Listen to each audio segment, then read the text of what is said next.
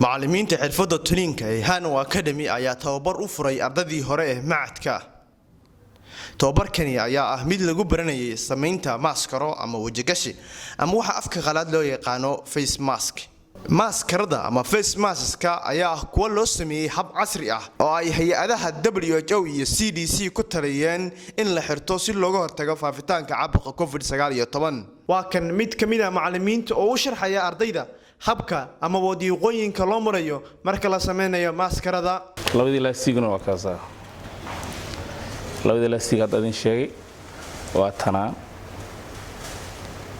qaybta filteraana waa tanaa. way tanaa. labadii laastig dhagax leh biigooyin leh. Tababarkani ayaa ka koobnaa jarjaridda maro noqon karta maskaro iyo tulinkeeda. Macallimiinta ayaa ardayda u tusaya qaab farshaxanaysan oo ay u talayaan maskarada. Kadib macallimiinta ayaa ka ayagoo ka jeegaranayo inay toleen face mask dhererkiisu yahay 15 inji balciisuna yahay 8 inji iyo inay calaamadeeyeen meel banaan oo ku beegan dhaxbartamaha face mask-ga si loo geliyo filter iyo inay ku daraan 7 inji oo laastig ah iyagoo ku kala xiraya darafyada marada. Kadib face mask-ga ayaa diyaar u noqonaya in la package gareeyo.